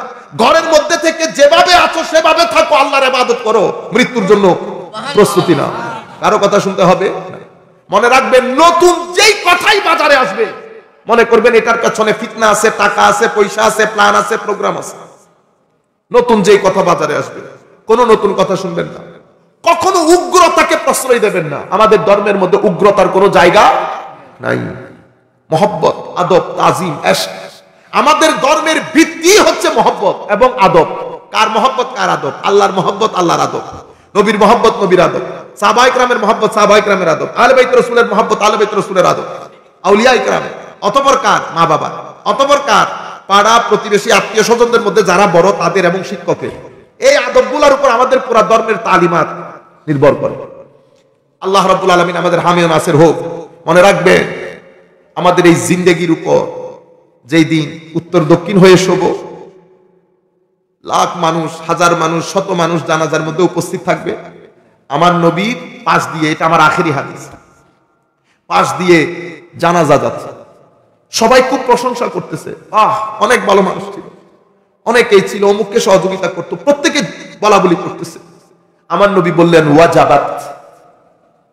আরেকটা জানাজা যাচ্ছে, মানুষ বলতেছে আল্লাহ জান ছড়ায় দফা হোক, গেছে মওলা ভালো হয়েছে, এরে কষ্ট দিছে, ওরে কষ্ট দিছে। আমার নবী বললেন ওয়াজাবাত। ফারুক আজম এই হাদিসের বর্ণনাকারী, মুসলিম শরীফের রিওয়ায়াত। আমার নবীকে জিজ্ঞেস করলেন ইয়া রাসূলুল্লাহ, দুই জানাজার ক্ষেত্রে ওয়াজাবাত বললেন, মানে ওয়াজিব হয়ে গেছে, কবুল হয়ে গেছে, কেন বললেন ইয়া রাসূলুল্লাহ? দেখো যার প্রশংসা করা হচ্ছে সেই ব্যক্তির উপর জান্নাত ওয়াজিব হয়ে গেছে, যার বদনাম করা হচ্ছে তার উপর জাহান্নাম ওয়াজিব হয়ে গেছে। কিভাবে ইয়া রাসূলুল্লাহ? কারণ ওয়ান্তুম শুহাদাউল্লাহি আলাল আরদ, তোমরা জমিনের মধ্যে আল্লাহর সাক্ষী। ইজা আসনাইতুম আলাইহি খাইরা ওয়াজাবাত লাহুল জান্নাহ ওয়া ইজা আসনাইতুম আলাইহি শাররা ওয়াজাবাত লাহুন নার, কামা ক্বালা নবী সাল্লাল্লাহু আলাইহি ওয়াসাল্লাম। যাদের প্রশংসা করা হয় তাদের উপর জান্নাত ওয়াজিব হয়, যাদের বদনাম করা হয় তাদের উপর জাহান্নাম ওয়াজিব হয়। তোমরা জমিনের মধ্যে আল্লাহর সাক্ষী। সুতরাং আমার ভাইয়েরা, যুবক ছেলেরা, আমরা কি করছি এটা কিন্তু আমাদের এখানে প্রিন্ট আউট হয়ে যাচ্ছে, সবার মাথার ভিতরে ভাসবে কে কোন কাজ করে যাচ্ছে। আসেন আমরা সবাই মিলে সমাজকে সুন্দর করি, সত্য কথা বলি, মানুষকে না ঠকাই, জুলুম না করি, প্রতারণা না করি। মা বোনদেরকে বলবো যতদূর সম্ভব জবানের হেফাজত করি, গালিগালাজ না করি, কোরআনে পাকের তিলাওয়াত করি। যারা তিলাওয়াত জানেন না শিখে নেবেন, নামাজ মিস করবেন না। এবং যদি করেন, প্রতারণা করলেন, জুলুম করলেন, মানুষ ঠকাইলেন, মনে রাখবেন আমার ভাই, আমি লিখে সিগনেচার করে দিয়ে যাব। অশান্তি, অস্থিরতা, হতাশা, অ্যাংজাইটি যেটাকে বলে, আপনি এগুলা থেকে, মানসিক অস্থিরতা থেকে, লাঞ্ছনা, অপমান থেকে আপনি এখান থেকে পার পেয়ে কবরে যেতে পারবেন না। লাঞ্ছিত হবেন, অপমানিত হবেন এই জায়গায়, এই দুনিয়াতে, কবরে যাওয়ার আগে, মালাকুল মউত আসার আগে। এরপরে তো আল্লাহ পাক জানে কোন কবর অপেক্ষা করতেছে, কিন্তু দুনিয়ার জমিন জাহান্নামে পরিণত হবে, আপনি বাঁচতে পারবেন না। এটা আমার আল্লাহর ধরতি, এটা আল্লাহর দুনিয়া। আপনি আমার নবীর হুকুম আহকামের প্রতি বৃদ্ধাঙ্গুলি দেখিয়ে আপনি এখানে শান্তিতে থাকবেন, ইম্পসিবল। আমাদের বাংলাদেশে এখন টাকা পয়সা অনেক বেড়েছে, ঘর পাকা হয়ে গেছে, টাকা পয়সা, গাড়ি বাড়ি সব বেড়েছে, শান্তি কমে গেছে। কেন? দিনদারি কমে গেছে, সেই জন্য। বুঝতে পেরেছেন? একটা হচ্ছে ঘর পাকা হওয়া, আর একটা হচ্ছে আমার রূপ পাকা হওয়া। ঘর পাকা হইলে শান্তি আসে না, রূপ পাকা হইলে শান্তি আসে।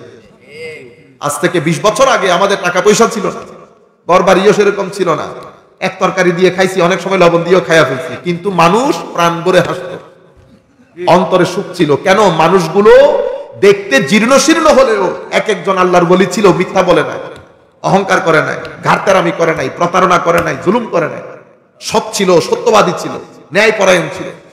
5 টাকা থাকলে মানুষকে সহযোগিতা করেছে, একজনের ইনকামে 10 জনের বিয়ে দিয়েছে, এক ভাইয়ের ইনকামে 4 ভাই চলেছে। আপনারা বুঝতে পেরেছেন? পুকুর ভরা মাছ ছিল, গাছে ফল ফ্রুটে ভর্তি থাকতো, থাকে নাই? এটা আমার আল্লাহর সুন্নত।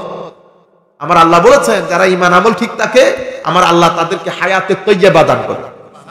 হায়াতে, আরেক জায়গায় বলেছেন আমিনাতাম মুতমাইন্না, পিসফুল লাইফ, শান্তিপূর্ণ জীবন দান করে। আপনি যদি এখানে গন্ডগোল করেন, ভিতর থেকে শান্তি চলে যাবে। আল্লাহ রাব্বুল আলামিন আমাদের হামি ও নাসির হোক। মাওলাই করিম আমাদেরকে কবুল করুক। ওয়া মা আলাইনা ইল্লাল বালাগুল মুবিন। আসসালামু আলাইকুম ওয়া রাহমাতুল্লাহি তাআলা ওয়া বারাকাতুহু। আপনাদেরকে আন্তরিক মুবারকবাদ, ধন্যবাদ জানাচ্ছি। আমি মনে করছি আপনারা কতক্ষণ পর পর উঠে চলে যাবে, কিন্তু আমার এই যে অসুরা গলার ওয়াজ বক্তব্য আপনারা যে এতক্ষণ বসে শুনছেন এই শীতের মৌসুমে, মা বোনদেরও আমরা আপনাদেরকে জাযায়ে খায়র, আল্লাহর দরবারে দোয়া করি আল্লাহ যেন জাযায়ে খায়র দান করেন। বহুত ধন্যবাদ আপনাদেরকে।